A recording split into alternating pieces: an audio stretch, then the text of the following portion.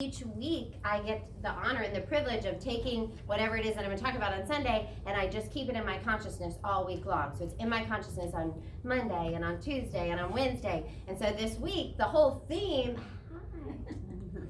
of my week has been just relax. Like, I've really felt a little like Shaggy from Scooby-Doo. We've been watching a lot of Scooby-Doo in my house. I keep making Scooby-Doo references. Anyway, forgive me, that probably isn't the last one. So all week long I've been going, just relax. Whenever I've been, just relax. And so and the just relax is my key to go, take a breath, recenter, all that. So, in order for me to actually sit down and so I make notes on just relax, right? Because we're going to talk on Sunday. So something will come to me because I'm living just relax, and I'll write that note down in my little book. And then on Tuesday something comes and I write it down in my little book. And then on usually Friday or Saturday, I have devoted time where I take my little book with all my little notes, and I have this dedicated time where I think about today and what we're going to talk about. And since I'm not an island, and I just told you I have a husband, I also have 2 boys, and so it takes a lot of coordination, right? Like, I need somebody to help me with the boys so that I can then go away. And my lovely mother-in-law, you can wave your hand, she's the reason why you're even hearing me say any words right now at all. She came and helped with the boys. But here's what happened. So we have a dedicated time, right? She, has a schedule, and she goes, here's the time I can come. And I go, great, she's gonna come during this time. I'm gonna work on the talk.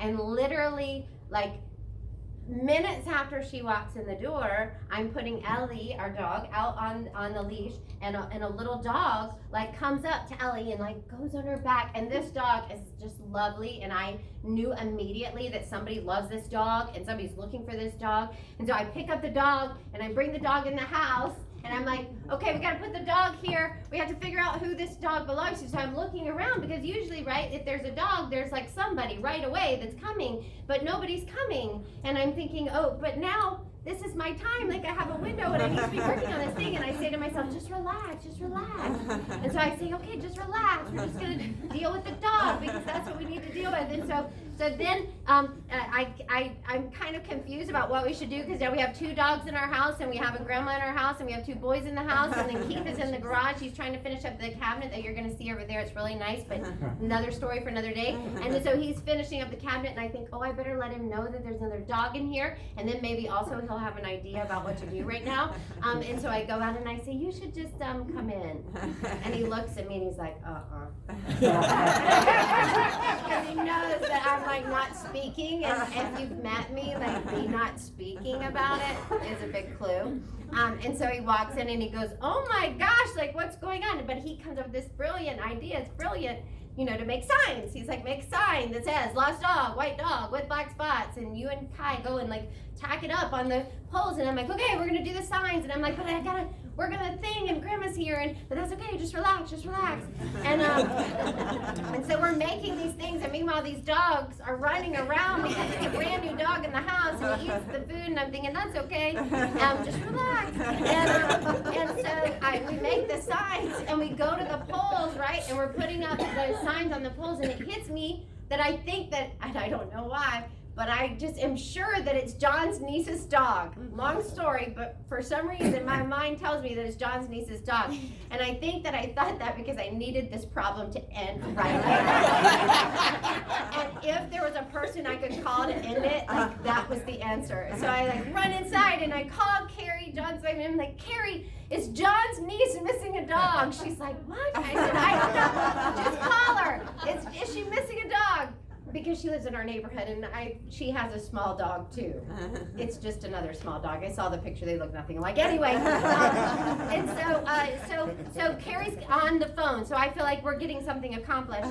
And I'm saying to Kai, okay, here's what we're looking for. We're looking for a car with the windows down, because if the windows down, that's suspicious because it's very cold. If they've got the window down, that means they're looking for a dog. So Carrie calls me back, and Carrie's like, I'm sorry, I'm sorry. She's like, no, she has her dog. And I'm like, darn!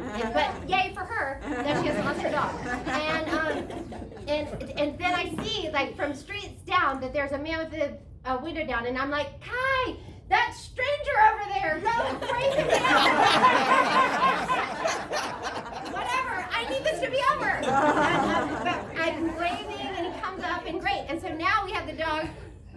or the owner has the dog and he's happy, and we're heroes, yay!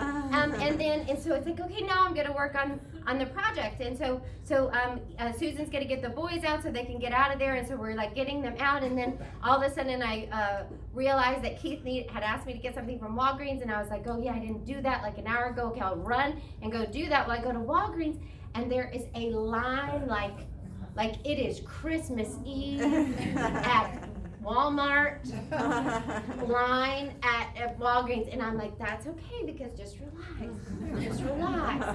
And I'm in the line, and I'm hearing the guys, like one of the guys gets so angry for being in this line, and I hear him just getting so angry about it, and I'm taking breaths, and I'm like, this is just a line. And I want to go, just relax, but I think I'll get hit if I say something. So I don't, but I tell myself to just relax, but I'm looking at, because we're all teachers, right? And in that moment, without him knowing, he was being my teacher. He was showing me who I did not want to show up as. Like, that is not how I want to show up in the world. And how do I do that? I just relax. So I'm just relaxing. And so, okay, so then now I leave Walgreens and I go and I get there and I walk into the garage, and Keith is working on something, but I have this one little chair in the garage, and it's like my little space. It used to be my space. It's not anymore. I'm just going to be honest. It's not anymore. I need to say goodbye to it, because now he works in the garage and it's not mine. But I still think of it as mine, and if there were a magic like curtain that would make me invisible, then I would put it there. But I was sitting in the thing, and he's like, honey, and I'm like, shh, I'm not here. I'm working on my notes from the thing. And he was like, but I just need to tell you one thing. And then he needs to tell me one thing. And the one thing is that there's this like emergency thing with these clients, and they need to have an invoice or a quote because they have to go to court and blah, blah, blah, blah, blah. And I'm like, but just relax. They need an invoice. Okay, I'll just go do the invoice. And then I walk inside to go do the invoice, and I go, Lydia, stop. Go meditate. And so I did. So I went and meditated. And after I meditated, everything flowed. Everything just started with ease, because I recentered, I realigned, and instead of telling myself to just relax, I literally just relaxed and then was able to carry that forward. And so I want to share with you this. And this is from, I just shared with you an everyday example. For this example, I want to talk about when there's an actual problem. And many different teachers have said this in many different ways, but I'm going to give Paul Farini's take on it. It's, you can't solve a problem on the level at which you perceive it. You must go to a higher level, see the big picture, see the cause of the problem, and address that. Paul Farini, Silence of the Heart. Albert Einstein said something very, very similar. But essentially, the eyes with which you see the problem, the mind that sees it, can't solve it, because you can't solve it at that level. You have to go to a different level. Here's the science behind it. The science is that when you're under stress, you are not at your best, because your brain releases cortisol. That's right? Yeah, I'm saying to the neuroscientist. Yes, so your brain releases cortisol, and when that happens, lots of systems in your body shut down, including the one for logic and reason. So, literally, you're not thinking clearly because you can't think clearly when you're under stress. So that's the science behind it. First study the spirituality, then the science. You like that? Okay, here we go. So, I did this. This is to help us remember. Okay, the clicker's gonna work. R stands for rest your mind. Set a timer for a few minutes, just a few minutes, maybe even 2 or 1, depending on what's happening in your day. Set a timer for a couple minutes. Close your eyes. Tell your mind and your heart to relax. Literally tell them to relax. This is what I do. I say, mind, relax. Heart, relax. I am giving the instruction to relax. I take some breaths, and for me, I meditate. So I just watch my thoughts. And anytime I start to think, I say thinking, and I come back to kind of the silence. And so, you know, my timer's set for 12 minutes. We've talked about that before, but I think it only takes a couple minutes to recenter. So R stands for rest your mind. You like this? E, the energetic response of grace occurs. You don't have to do anything. This happens automatically by itself. There is an energetic response to your resting your mind. That energetic response is peace, love, God, whatever word you use for it, they're synonyms for one another. That energetic response occurs to that rest. The L is let the energy of peace flow in and through you. So you're allowing it. You're letting it be. You're letting that happen. Letting that peace happen.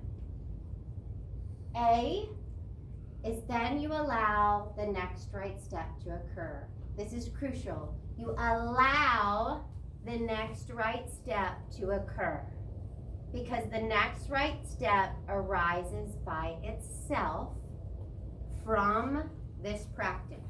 That energetic response creates the thing that goes, this is what you do next. This comes next. And it's an allowing, it's a letting, not a getting. You're not getting it, you're letting it. So you're allowing the next right step to occur by itself. That's the A. And X is xylophone. But listen, I mean it. The reason why X is xylophone is it's your reminder to laugh. It is your reminder to find the humor in the situation.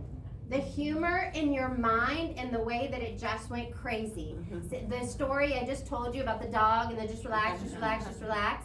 It was me. That's what I do. I go afterwards and I laugh myself silly at my mind and how it makes me go like this and turn in circles when it's just silly. So X is for xylophone. Write that down. Have you written that down? That's the important one.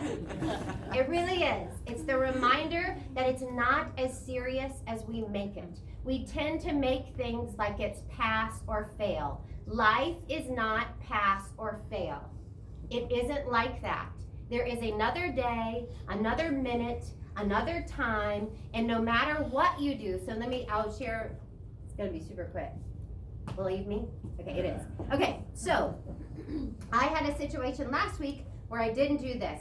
Some of you were here for the magic paper incident of 2019. For those of you who weren't, I'm just very briefly going to tell you that we have a burning bowl ceremony that we do every year, every single year, in preparation for the new year, okay? And it requires magic paper, literal magic paper that magicians have. No one else but magicians. Got it? Okay, good. We do this every year. It is obviously my responsibility to hopefully run things efficiently around here. And I realized Friday before that I don't have the magic paper, okay? So during the magic paper incident of 2019, where I'm calling 1,000 places and I'm talking to magicians and things are happening and I'm feeling, when that starts to happen, my anxiety gets tripped. And guess what? Tripped. And guess what happens? Cortisol starts flowing from my brain and I am no longer thinking clearly. And this is what is going on in my mind mentally. What other balls have you dropped, Lydia? How else have you failed this community? It is going to implode tomorrow because you're not paying attention. And so I start to go in my head, what have I missed? What else have I missed? And so I start bam, bam, bam, firing out emails. I'm like, oh, this thing that I talked about 2 months ago, boom, email. This thing, email. And I'm shooting out emails from this place of cortisol flooding my brain and fear and anxiety and all of those things. And from that, one of the lucky recipients of one of these emails, got the email and clearly felt the energy of the email behind it because they had a very visceral response to this email from me. And that led to a not happy person with me in response to this email. And so I'm telling you this because there was a seeming negative consequence. But what happened is, as soon as I recognized that, oh no, what have I done during my frantic email thing? I need to fix this. I need to talk to this person and like, communicate. As soon as that happened, I realigned and went, because I literally was like, it's 9 o'clock at night, and I'm like, can you talk? And the person's like, well, maybe after I put my kids to bed, I could talk, and I'm like, that's good. I'll just sit here and wait. And so I'm sitting there, and I realize, what are you doing? And it's 9 o'clock at night. Like, this is not the time. I know 9 might not seem late to 7. To me, it's like almost wolves are howling. And so I said to myself, what are you doing? Like, I took some breaths because I wanted to be prepared for the phone call, right? And I took some breaths, and all of a sudden I knew, don't have this conversation right now. So I text and I say, it's really late. I'm looking forward to talking. Let's talk tomorrow. And we did, and it's great. And we're at this new place in our relationship, I think, because of it. So life is not pass or fail. Even when we don't do the RELA xylophone, even when you don't do that, at any moment, you get to start again, realign, and beauty comes from it. And so, another mantra other than xylophone is, life is not pass or fail. This decision does not mean I pass or fail life. Life isn't pass or fail. It just isn't. There's always another chance. And in the spirit of xylophone, what I want to show you is the embodiment of relaxation through some of the beautiful people here in Unity. You may or may not be able to see this, but we are all wearing bathrobes. And this is us relaxing, all of us. Don't you love that? So xylophone. It's a good match for the xylophone. I see some of you not buying into it, but I think it's a good choice. I stand by the slide. Okay, let's take a minute to center ourselves.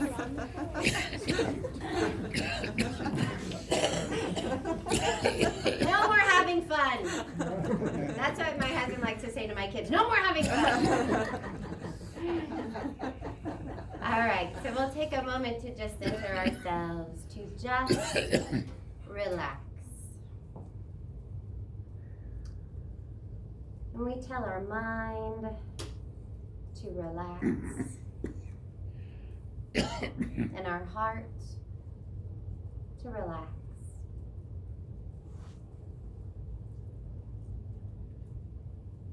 In this moment, we are just allowing.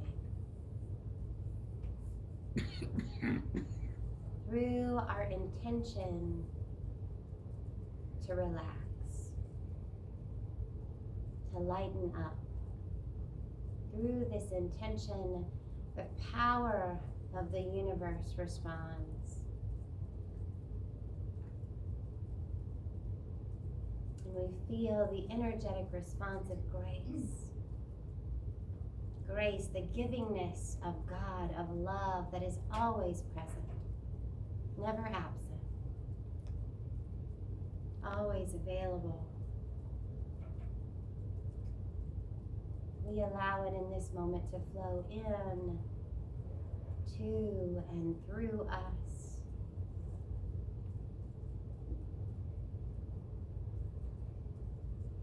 We recognize that all of our actions, our next right steps, will arise by themselves through our intention to relax.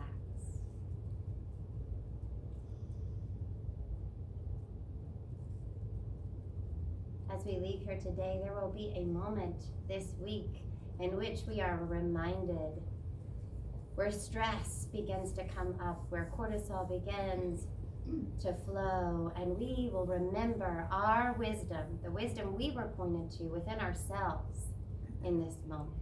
the message we gave ourselves here today. And we will relax, recenter, and respond. Let's take one more breath together. And as you are ready, you can open your eyes. We've created a prayerful and sacred space that we will carry forward with us. And I invite the music to come up.